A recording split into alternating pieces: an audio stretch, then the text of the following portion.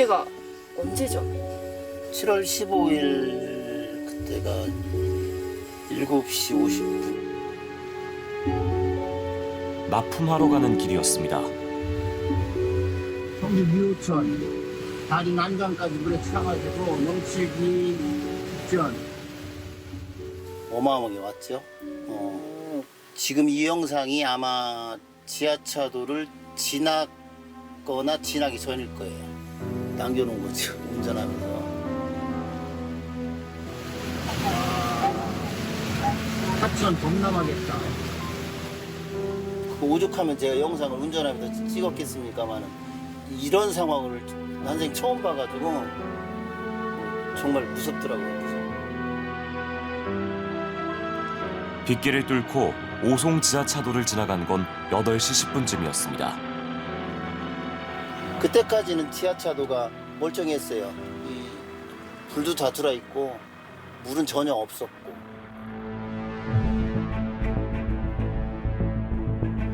무사히 납품을 마치고 되돌아가는 길. 불길한 예감은 현실이 되어 있었습니다. 승용차 세대가 역주행 상태로 그냥 서 있었어요. 그래서 사고가 나지 않았는가 했죠.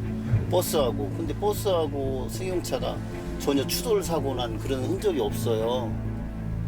그래서 이렇게 가만히 보니까 저 앞에도 화물차 그냥 서 있고 승용차 세대만 정차한 상태고 앞에는 이제 물바다고 119가 계속 고전에도 소리가 났는데 불과 40분 전 지나온 길이었습니다. 이미 지하차도 물이 다 차 있는 바다예요, 바다. 그런 상황이라 진입을 못했고. 일단 살고 봐야겠다는 생각부터 들었습니다. 사고가 아니고 이게 문제가 있구나 해서 일단 시도를 해도 역주행 시도를 하다 보니까 다른 차들도 계속해서 돌려서 일단 그쪽을 탈출해서 나온 거죠. 그러면은 그때 그 지하차도 막는 교통 통제하거나 이런 거 전혀 없었나 보네요. 전혀 없었어요. 그리고 119나 112로 신고해줄까 했는데 근데 119가 가기 때문에 사람은 아무도 없었고 통제라는 개념은 전혀 없었어요. 우리는 탈출대로 하고 서로 운전자끼리 아마 소통했던 것 같아요. 계속해서 앞에서 차들이 멈칫 못하고 서줬으니까 다행히 계속해서 진입은 하지 않았던 게 다행이지 그렇지 않고 대부분 뭐 설마 하고 진입을 하게 되면 그때는 이미 늦었다고 보거든요. 한참을 가고 나서야 통제자가 보였습니다. 돌아서 이제 오송역 쪽으로 빠져나가는데 이미 이제 그때 물이 넘쳐가지고 조치원에서 청주 가는 그 공사 다리가 범람을해서 이제 이 차도까지 넘어왔더라. 그때 이제 일부 민방위 대원들이 아마 통제하는 걸로 알고 있어요. 간발의 차이로 생사가 오갔습니다. 납품 시간이 좀 땡겨져서 목숨을 구하지 않았나. 9시 납품에는 8시 반 정도로 납품을 좀 땡겨주셔서 5분 전에 거기를 통과한 거라고 보면 돼요, 정확하게. 하지만 누군가는 피해가지 못했습니다. 진짜 안타깝지. 그 안에서 절규하신 뭐 분들은 얼마나 그 고통스러웠을지 감내가 돼요, 정말.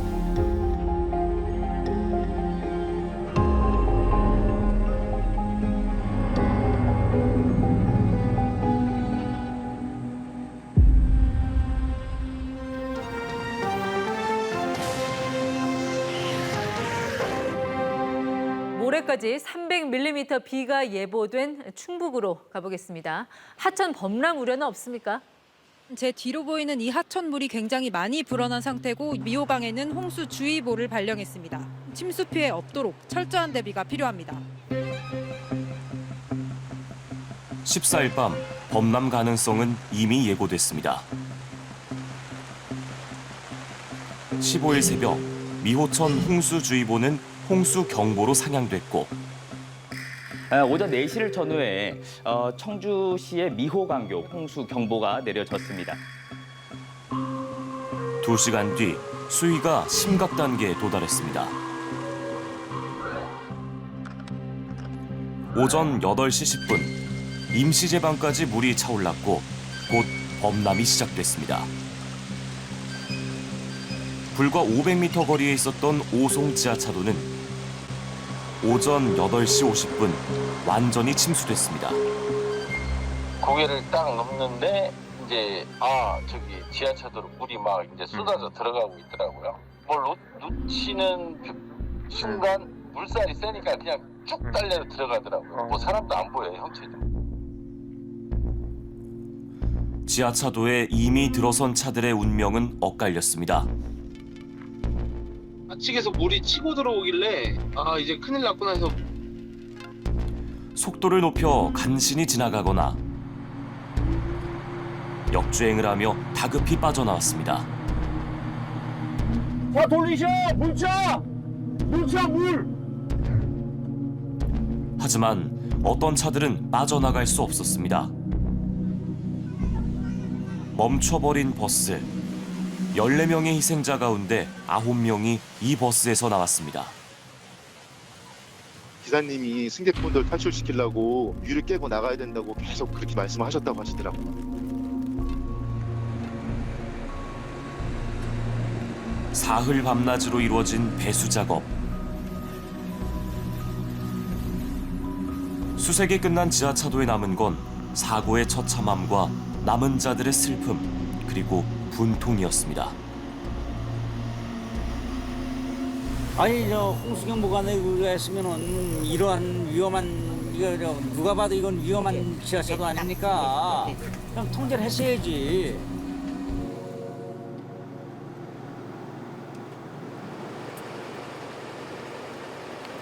어디서부터 잘못된 걸까?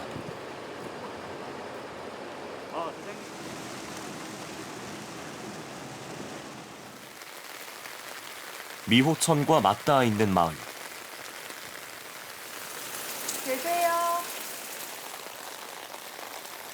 주민들에게도 그날은 악몽이었습니다. 여기도 넘친 건가요? 이거 다 지금 여기? 긁어낸 거예요. 지금 수위가 여기까지 왔어요. 여기까지? 여기까지. 이거 자빠졌잖아 지금 이렇게.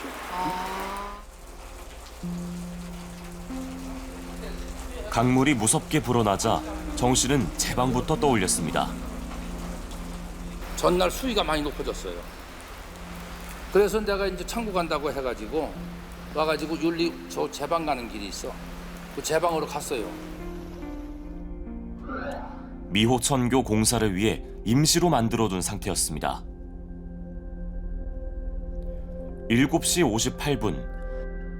이미 제방 턱끝까지 물이 차오른 가운데 굴착기 한 대가 보였습니다. 도착을 해가지고 보니까 포크레인 한 대가, 장비 한 대가 열심히 막고 있더라고.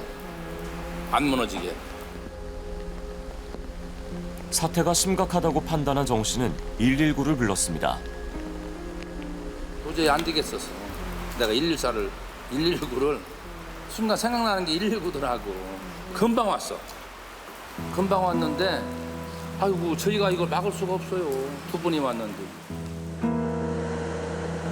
그러는 사이 눈앞에서 둑이 무너지기 시작했습니다. 그렇게 입씨름을 하고 하다 보니까 물이 넘치기 시작해. 황소포 옆에서 물이 솔솔솔솔 넘어오더니 콸콸콸콸 나오는 거예요. 지금 원래 제방이 지금 잘 만들어져 있어요. 넓게 만들어져 있는 탄탄한 제방이야. 그런데 지금 저걸로 공사로 인해서 임시 방편으로 만들어놓은 제방도 아닌 제방이 임시 제방의 높이가 기존 제방보다 한 1m여 정도 낮게 쌓아져 있었다고 합니다. 그래서 그 부분으로 물이 처음에는 원류를 했을 거고요.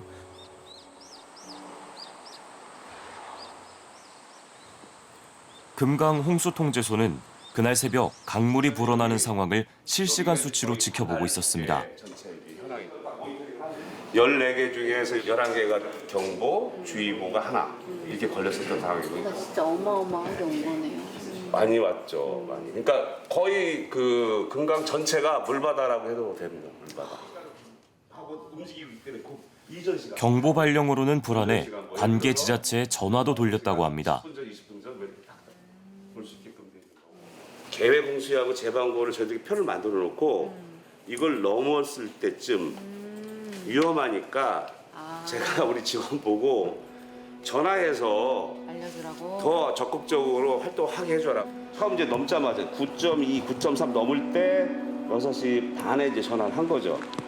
하천 순찰도 좀 강화하고 뭐 주민 대피도 시켜라라고 이제 지시를 했거든요. 연락을 받은 청주시는 조치에 들어갔지만 주민 대피에 집중했습니다. 그 금강홍수 통제소에서 그 위험하다는 그 연락을 받고 우송을 받고 그 가장 가까이 있는 흥덕구청 관할에 있는 우송까지 연락을 해서 그 현장에 가서 긴급하게 주민들을 대피할 수 있도록 그런 조치를 했고요. 다른 관리청까지 저희가 커버하기는 좀 어려움이 있었다고 생각합니다. 오송 지하차도의 관리 주체인 충북도청은 뭘 하고 있었을까? 사고 난 그 오송 지하차도 주변에 어떤 조치를 했다거나 이런 것들 저희가 그래서 어떤 조치인지 알 수 없을까요? 네. 말씀드리기는 좀 그렇고요. 네. 그러니까 저희가 언론 관련해서는 대변에서 통일하게 돼 있으니까. 도자연재난과는 사고 당일 오전 8시 19분 제방 붕괴에 대한 선제적 조치를 지시했습니다. 하지만 도로관리부서는 오송 지하차도의 침수 위험을 감지하지 못했습니다. 저희가 이런 CCTV로 확인을 했었거든요. 거기서 봐서는 뭐 교통에 관해서는 그 당시는 무리가 없었습니다. 기본적으로 교통 통제 기준이 이제 50cm라고 돼 있는데 무슨 50cm예요? 바닥 중심에서 50cm, 그 바닥에서 50cm 넘지 않았습니다. 그거 시간은 조금 헷갈린대요. 아, 그럼 전화 받은 거는 제방이 터져 물이 갑작스럽게 밀려올 줄은 몰랐다는 겁니다. 그 제방이 일반 기존에 완성된 제방이라면 잘 견디지 않았을까 이러는데 한번 건들고 임시 제방이다 보니까 추락해서 뭐 그것까지는 그 위험 요인까지는 감안하기는 좀 어려웠습니다. 행정당국이 지하차도를 방치한 사이 경찰에는 도로 통제를 해야 한다는 신고가 잇따랐습니다. 첫 신고는 오전 7시 58분. 우려가 있거든요. 그 오송에 동쪽지하차도 그 차량 통제를 해야 될 것 같거든요. 경찰은 궁평 1 지하차도로 출동했다고 주장했습니다. 하지만 미호천에서 더 가까운 궁평 2 지하차도로는 출동조차 하지 않았습니다. 4시간 전, 2시간 전, 1시간 전에 미호강이 범람한다는 위험 신호가 왔지 않습니까? 그러면 이때 가동해야 되는 기구가 시군구 재난안전대책본부입니다. 지금 위험스러운 그 미호강 부분에 지하차도가 있는데 여기를 교통을 통제해야 됩니다 라고 얘기해야 되고 여기에 경찰이 협조해야 되고 이런 시스템이 가동이 되면 한 명도 안 죽었죠. 과연 재난안전대책본부가 가동됐는지 뭘 하고 있었는지. 이번 참사 정확히 3년 전 여름을 떠올리게 합니다. 순식간에 물이 불어나면서 지하차도에 고립된 차량에서 미처 빠져나오지 못해 3명이 숨졌는데요. 교통통제도 때를 놓친 걸로 보입니다. 2020년 7월 23일 시간당 80mm가 넘는 폭우가 부산에 쏟아졌습니다. 호우 경보가 내려졌지만 상습 침수지대인 초량 제1 지하차도는 통제되지 않았습니다.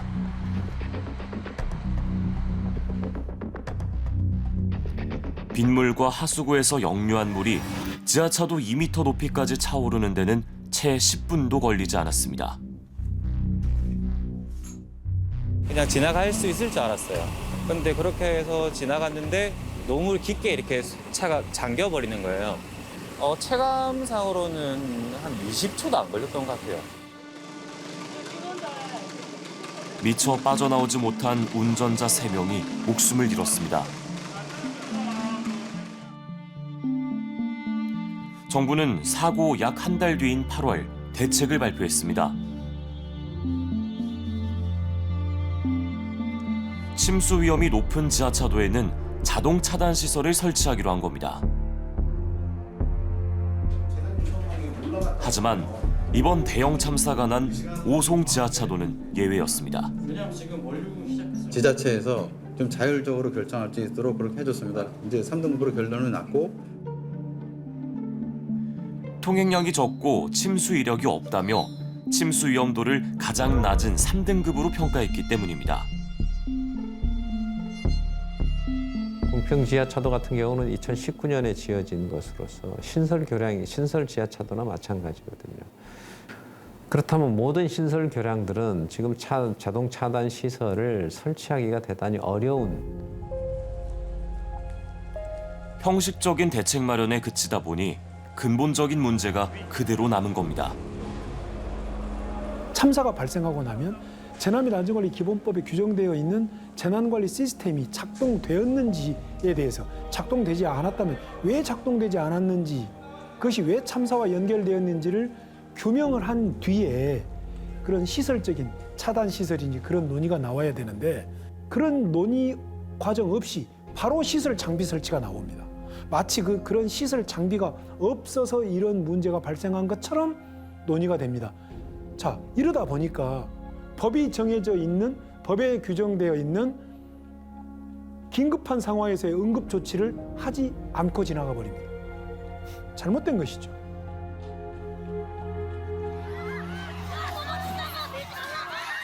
국가가 있어야 할 자리에 시민들이 방치됐습니다. 진상규명이 철저하게 이루어지도록 하고 책임 있는 사람에 대해서는 엄정히 그 책임을 묻도록 하겠습니다. 하지만 기소된 책임자들은 줄줄이 석방됐고 어떻게 이럴 수가 있느냐고 어떻게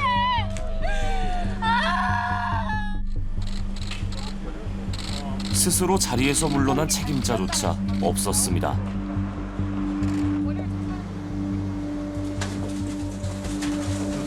참사는 반복됐습니다. 유가족들에게 진심으로 사죄의 말씀드립니다. 죄송합니다.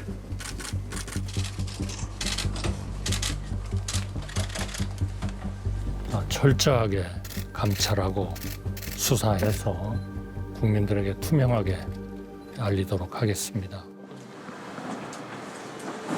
이번에는 다를까요? 도대체 왜 이런 사고가 일어났고 누가 어느 과정에서 책임질 일이 있었는지 그런 것들이 명명백백히 밝혀져야 된다고 생각을 하거든요. 또다시 이런 사고로 다른 분들이 저희와 같은 아픔을 갖지 않도록